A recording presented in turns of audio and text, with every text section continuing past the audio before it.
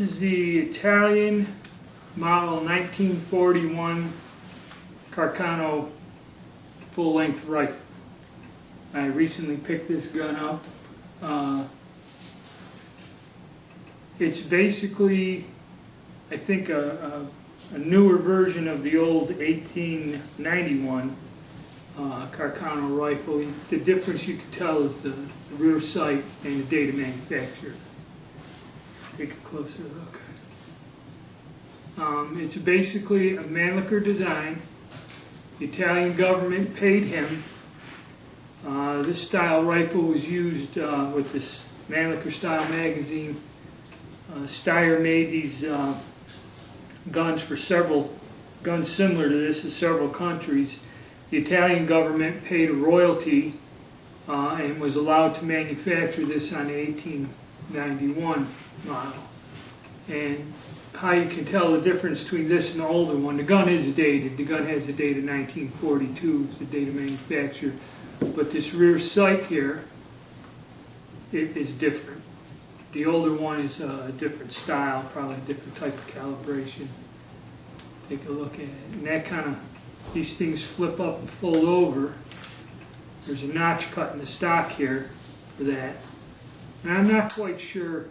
There's not a lot of information on these guns. I'm using an old reference. And it's just some photographs of a bunch of rifles, so it's kind of hard to tell. There's no detailed, like the Japanese rifles and that, there's no detailed information. And as we can see, zoom in here closer, they're dated. So it's telling you it was manufactured, I believe, in 42. And it has a proof mark there on one side of the barrel, serial number on the other, some proof marks on the receiver. And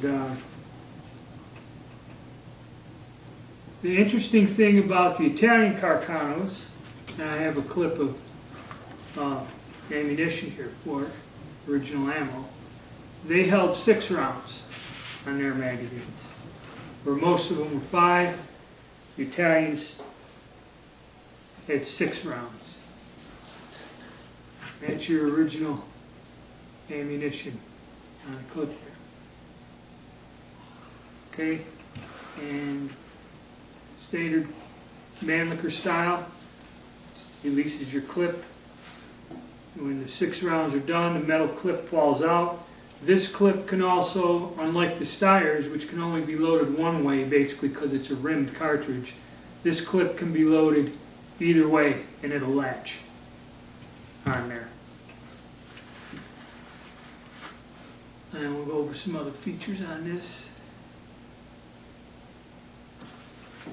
You know, basically, this one here has another sling, like on a carbine, has the sling attachment in the stock here. Now, I don't know why, because there isn't a loop for it. So I don't know. This gun was, this got import marks on it, and it's been reworked probably a couple times. This one was probably brought in the country recently. But your basic Mannlicher rifle, and how this one works, standard bolt action. You know, pull the trigger, bolt comes out. Pretty simple. And now we'll go here, we'll go over to safety. All right.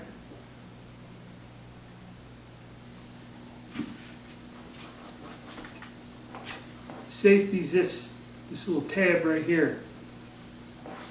I believe you push that in. Let me see if I can get it working. Yep. You have to push it in. Get this camera to the right angle. Okay, safety tab is there. You push the safety in, rotate it, and it pops up in this position here, which if you try to fire the rifle, it kind of blocks the sight. You do that again. When it's in the up position and safe, you go to aim it, it does block your sight. So you know that safety's on. Okay? So that's the safety and how it works.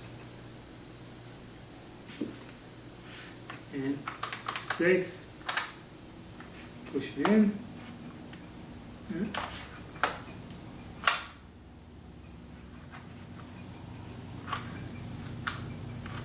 Push it down, and then the gun fires. Okay. Now, to load the gun, just like any Mannlicher, clip goes in, push it down, operate the gun. This button here, press this down in the trigger guard, down in here there's a tab, push that in. You may have to kind of relieve a little pressure on the clip, push it in, clip comes out.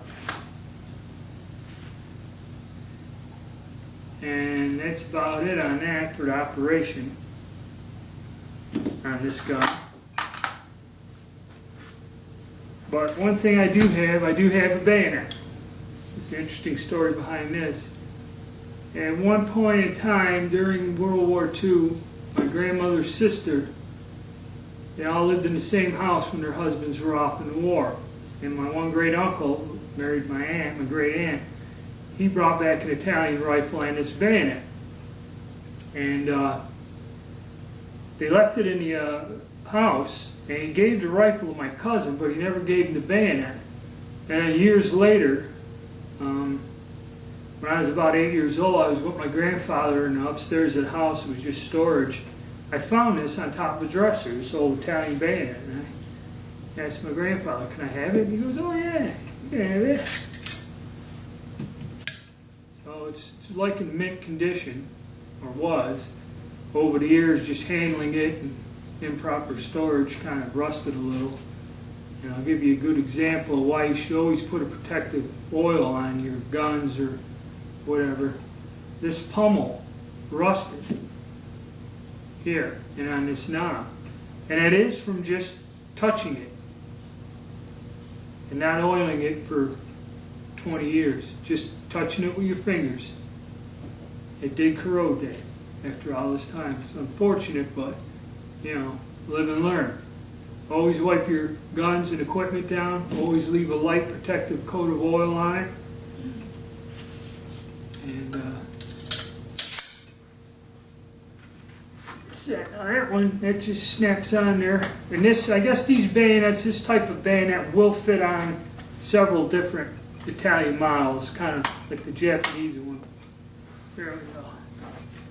And it goes on there like that. I got a carbine, and that'll fit on the carbine too. I think it's the 7.7 millimeter, 7 point whatever millimeter.